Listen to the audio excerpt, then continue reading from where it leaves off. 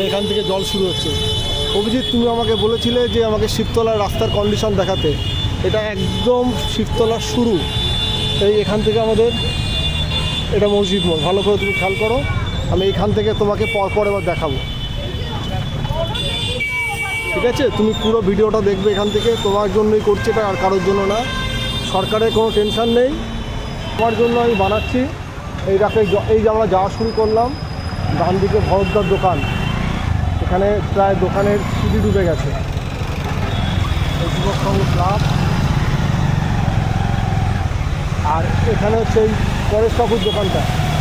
পরেশ কাকুর দোকানে জলের অবস্থা এমন হচ্ছে যে গাড়ি গেলে ওদের ঘরের মধ্যে বলতে দোকানে জল ঢুকে জিনিসপত্র নষ্ট হয়ে যাচ্ছে। এদিকে দেখো মাকসুদার দোকানের উপর জল উঠে গেছে, যেটা আগে হতো না। এত বড় ড্রেন করার পরেও এই অবস্থা। অবশ্যই ড্রেন তৃণমূল সরকার করেছে, সেটা বড় কথা না, কিন্তু তারপরেও জল দাঁড়িয়ে যাচ্ছে। এখানে এখন কোনো দায় বিজেপি সরকারের নেই, কারণ তারা কিছু করেনি। তো তারা যাতে কিছু করে তার জন্যই আমাদের এই প্রচেষ্টা।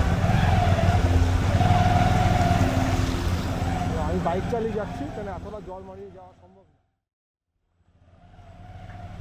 এই গলিটা পুরো ভেতরে ডান দিকে গ্যারেজ পর্যন্ত জল চলে গেছে।